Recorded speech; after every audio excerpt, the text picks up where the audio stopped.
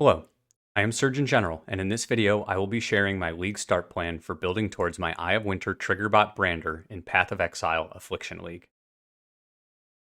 In this guide, I will be overviewing the mechanics of my Eye of Winter Arcanist Brand character, which uses Triggerbots to gain large multipliers to the number of projectiles spawned by the skill. I first created the character during Ancestors League, but have since adapted the build to function without tattoos and be compatible with the patch 3.23 removal of alternate quality gems and helmet enchantments. Additionally, I have developed several versions of the build which function at various investment levels, from virtually no investment for League start scenarios up to Mageblood and beyond. Since the mechanics of the build cannot come online until maps, I have also created a campaign leveling guide with Armageddon Brand, which can be used to complete the axe and farm up until switching to Eye of Winter. A few caveats. This guide does not contain detailed instructions on what equipment to use in every slot.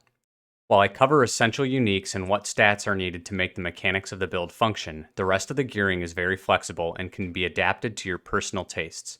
For example, by building towards your own preference for the mixture of offensive to defensive capability.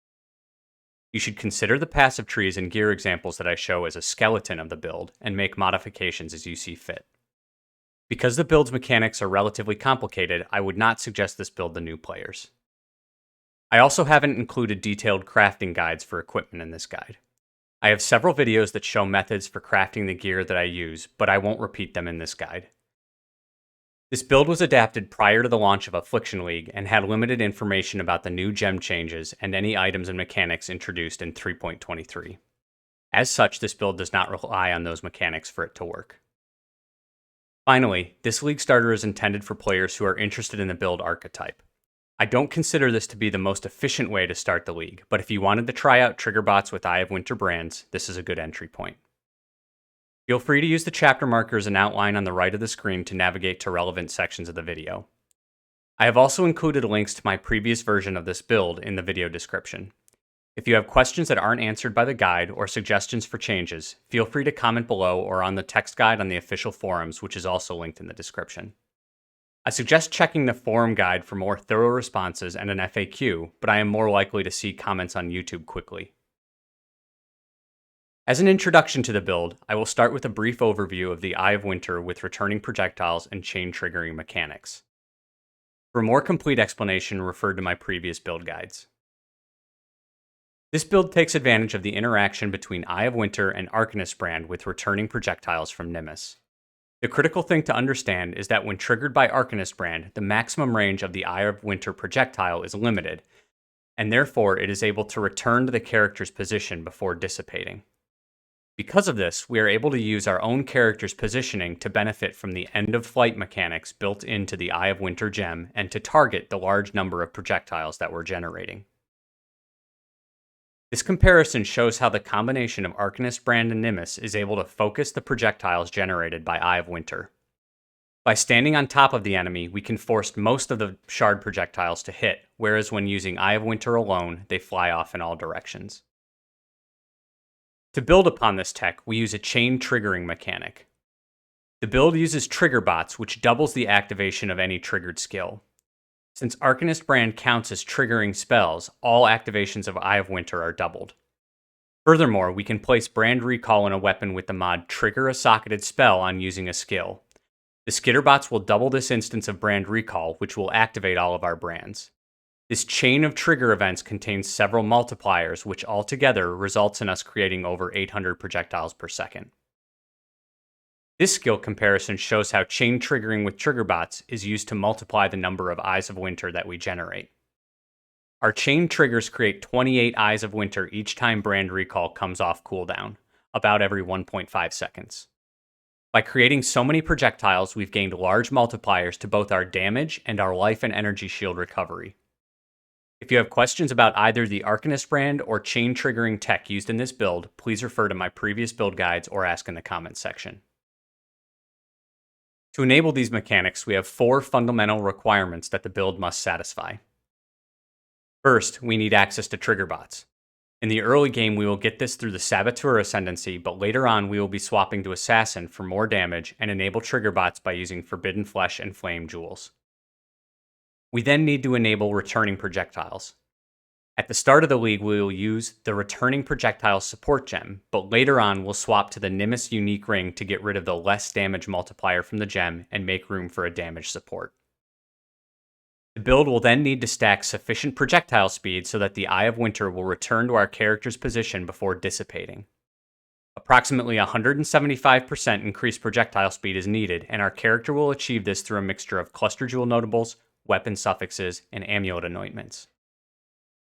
Finally, the build needs a way to manage the excessively high skill costs associated with triggering more than 50 spells per second. Early on in progression, we will take Eldritch Battery to allow us to spend our energy shield on skill costs, and then stack increased energy shield recharge rate. Later on in the endgame, we will reduce the mana cost of our skills to 0 via passive skills, support gems, jewelry affixes, and eventually Mageblood flasks. Several of these mechanics require access to stats and effects that are only available once we reach maps. Specifically, the trigger mod on weapons and the reduced mana cost jewelry crafts are only available from endgame betrayal encounters. Because of this, we will tackle the campaign and leveling using Armageddon Brand. In this section, I provide a progression guide for passive skills and skill gems throughout the campaign. I have created a very detailed path of building file which can be accessed by the link shown here and in the video description. There are a number of skill trees that you can switch between using the drop-down menu in the bottom left. I have created skill trees that show progression for each act in the campaign, which you can follow along as you go, and then several for each of the build's major milestones in the endgame. These builds have skill sets showing your gem progressions, which you can access using the Skills tab at the top left. The Skills tab shows your socket groups and suggested links for each gem. Switch between the different skill sets using the drop-down menu to follow your own progression as your character levels. Additionally, I have included a detailed text guide which you can access in the notes section in the top left. This guide includes act-by-act instructions for when to pick up gems, when to swap skills, what rares to look out for, and how to prepare for swapping to different versions of the build. I suggest referring to this guide periodically during leveling and while assembling your final build. We will pick Shadow as our class, and after waking up on the beach and defeating Hillock, we'll take Stormblast Mind as our reward. Check Nessa's shop for wands with blue and green linked sockets, or even better, 2 blues and 1 green. When you find a chain belt and whetstone, use the vendor recipe on a white wand to create a magic weapon with spell damage. We'll take Swift Assembly support as our reward from Mercy Mission. By level 4, we'll be able to add in Orb of Storms and Bear Trap for some additional single target damage, and we'll have our first movement skill, Frostblink, which can be linked to Arcane Surge for more mana generation. Bind Detonate Mines to your left click for easy clearing. Lay down Bear Trap and Orb of Storms against tanky rares and bosses. After entering the prison, you'll have access to added lightning damage support, which you can add to your mine setup. After Brutus, buy Vitality from Nessa and swap your Frostblink out for Flame Dash. Once you reach Act 2 and free Helena, you'll be able to add in the damage support skills Summon Skitterbots and Herald of Ash. We will kill all 3 bandits for the additional passive points and add trap and mine damage support to our main links once we have access to a 4-link piece of gear. Once reaching Act 3, our goal is to prepare our character for swapping over to Armageddon Brand, which we'll use for the rest of the campaign. After finding Tolman, take Flammability from Maramoa and socket it to start leveling it up. Purchase a copy of Purity of Elements from Clarissa and start leveling that as well, but don't activate it. You won't yet have the mana reservation efficiency to fit it, and the resistances and ailment immunity isn't needed yet. Continue progressing through the act until you reach Siosa in the library. Your character should be nearing level 31 at this point. Complete Siosa's quest and purchase the following gems from him: Armageddon Brand, Faster Casting Support, Elemental Focus Support, Brand Recall, Discipline, and Steelskin. Once you've hit level 31 and allocated Eldritch Battery, shown on the top right here, you'll be able to afford the mana costs of Armageddon Brand and Brand Recall. Your new main skill will be Armageddon Brand with Faster Casting, Elemental Focus, and Controlled Destruction. Your auras are Discipline to help with skill costs, Herald of Ash for damage and clear speed, and Summon Skitterbots for an offensive shock and a defensive chill. On bosses and tanky rares, you will be using Brand Recall, which activates all of your brands at your character's location. This is great for a quick burst of extra damage, but you need to position your character correctly so that as many of your fireballs will drop on the enemy as possible. This skill showcase shows how Brand Recall can be used to focus your damage on a single target. Supplement your single target damage with a Flammability Curse, which you will be self-casting. Bind Steel Skin to left click so that it is used on cooldown. This will both add in an extra layer of effective hit points as well as grant you temporary bleed immunity that is very strong for removing the effects of, for example, traps in the Eternal Labyrinth. Finally, Flame Dash will be your movement skill. Again, ensure that you have Eldritch Battery allocated with sufficient energy shield to afford your skill costs. At this point, you will want to upgrade from the wands that you've been using since Act 1. Start by picking up the flat fire damage to spells benchcraft from the Eternal Laboratory side area. You can find this zone by traveling to the Act 3 Solaris Temple level 2 waypoint and checking just off to the side. You'll then want to look for 2 wands or scepters with a useful stat: spell damage, fire damage to spells, increased fire damage, or possibly cast speed. Benchcraft whatever mod you have available that isn't already on it. These weapons can carry you surprisingly far. In my test run, I was in Act 9 before I swapped out to something with more damage. Continue on and complete Act 3 and move into Act 4. When offered, take returning projectile support from Diala and start leveling it in an offhand. When you eventually allocate the Elemental Overload keystone on the passive tree, you'll want to travel back to Ciosa and purchase Concentrated Effect support. You'll swap this into your main links, replacing Controlled Destruction so that you can more reliably activate Elemental Overload. In Act 5, drop Herald of Ash to make room for Purity of Elements once you have completed the Mana Reservation Efficiency wheel on the passive tree. This will prepare you for the resistance penalty you'll get from a Kitava soon. If you haven't completed your lab yet, do it, ascend as Saboteur, and take the Explosive Expert Ascendancy passive. After facing Kitava and landing yourself back in Lionized Watch, check your resistances and benchcraft gear to patch holes as needed. When you get access to a 5-link, add in Fire Penetration support. You'll be coasting through the rest of the acts without any major changes. Just follow the act-by-act skill trees and path of building.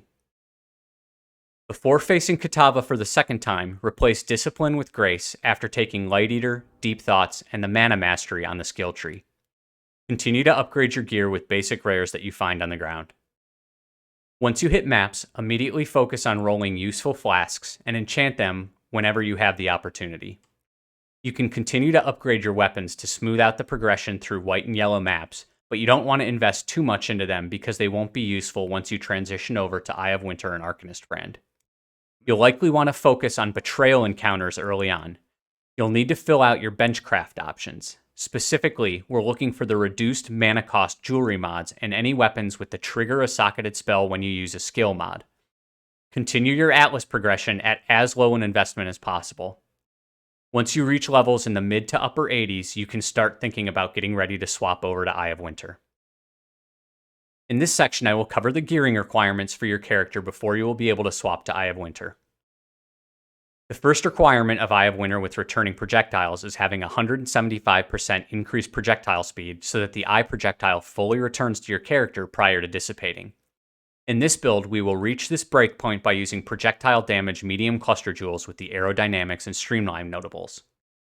We use 2 of these clusters which provide 30% projectile speed each. Next, we will use a wand with a high tier suffix mod, granting in excess of 40% by itself. Early on in progression, don't expect to have a wand as good as the one shown.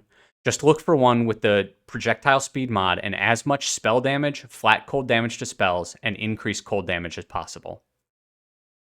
Finally, you'll be using the Vengeant Cascade Anointment, which provides 150% increased projectile speed when projectiles are on their return path. Make sure you have a reasonably good amulet that you don't mind using for a while, as you'll be spending Verdant, Indigo, and Opalescent oils on the anointment. The next required piece of gear is a weapon with the mod Trigger a Socketed Spell on using a skill with a 4-second cooldown. Note that there is also a crafted version of this mod, which I have shown on the right. However, this version has an 8-second cooldown, which will result in you triggering your brand recall only half as much, so do not use this version of the weapon. Again, you will likely not have access to a weapon as good as the one shown. If you can get projectile speed and a trigger mod on the same weapon, that's great, but it is not necessary to do so. At this point in progression, you will be dual wielding, and so it's acceptable to get the trigger mod on one weapon and the projectile speed on the other. Fill in the other affixes with as many useful damage mods as possible. The next requirement for swapping will be having enough energy shield and energy shield recharge for the significantly increased skill costs that come from triggering brand recall. We will address this by dropping Summon Skitterbots for the Discipline aura, which provides both the needed flat energy shield as well as increased energy shield recharge. You'll further increase your recharge rate when you swap over to the new passive tree, which includes the Essence Infusion Wheel for another 60% increased recharge rate. Additionally, if you've been running Betrayal as suggested, you can craft the minus flat mana cost mod on your jewelry to further offset your spending. To address survivability, you will acquire a source of life leech by using a large elemental damage cluster jewel. The only mandatory notable on this cluster is Doriani's Lesson, so look for an 8 passive version to minimize pathing. Versions of this cluster with 3 notables will be very expensive early on, so it's fine to use a 1 notable version and then upgrade later. You will pair this with the Light Eater passive wheel to get Energy Shield Leech, and then turn your leech into on-hit healing via the Leech Mastery's Instant Leech option. Finally, you will want to have at minimum a 5 link for your main skills before swapping over. Since 2 supports are needed just to enable the mechanics, we will need as many links as possible to fit in damage supports. Your essential gems will be Arcanist Brand, Eye of Winter, Returning Projectile support, Cold Penetration support, and added cold damage support. I suggest acquiring these gems prior to getting ready to swap and pre-leveling them in your weapon swap. Once you've switched over to Eye of Winter with Arcanist Brand, there are incremental upgrades that you can make to the build as you progress towards the full investment version of the character.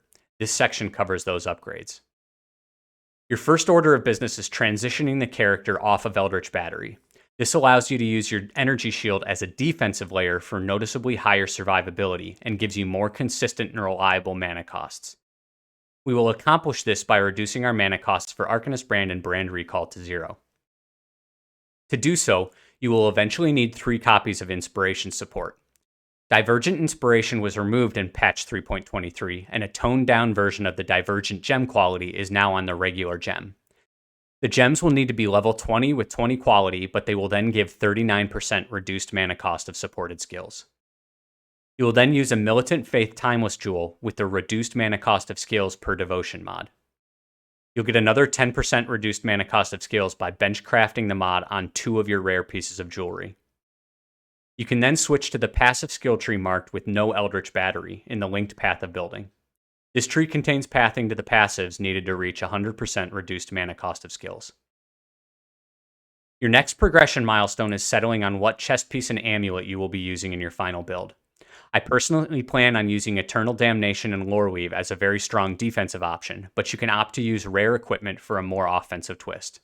Ashes of the Stars is very powerful on this build since it scales the cooldown recovery of Brand Recall, but I suspect that it will be very expensive due to the changes in Affliction League.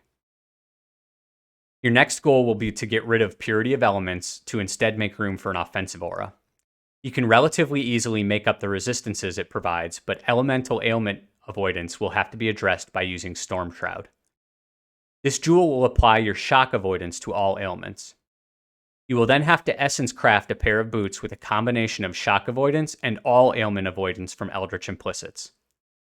Pairing this with a decently rolled Abyss Jewel, you can reach elemental ailment immunity. Once you have acquired the Forbidden Flesh and Forbidden Flame jewels, you can prepare to swap the build over to the Assassin Ascendancy and focus on scaling critical strikes. You will need a reasonable number of regrets for the switch, and you'll have to run a version of the Labyrinth again to change Ascendancies, but once you have, you can switch over to the passive skill tree marked as Swap to Assassin in the linked POB. This build functions much more smoothly on Assassin thanks to the synergies with power charges, the large amounts of damage enabled by easy crit scaling, and the reliable avoidance from Elusive. The next major upgrade is acquiring Nimbus, which allows you to remove returning projectile support from your main links. This circumvents the less damage multiplier that is attached to the support gem and frees up a socket for a damage support like increased critical damage. Note that if you dropped a rare ring with the crafted 5% reduced mana cost of skills mod for Nimbus, you may need to make up that mana reduction elsewhere. For suggestions on how to do that, see the next section. The final milestone for the build is acquiring Mageblood, which is when the build really takes off. Having Mageblood lets us use a flask with the reduced mana cost of skills mod and increased effect enchantment. The large amount of cost reduction from this one source saves us over a dozen passive points on the skill tree, allowing for significantly more investment into damage.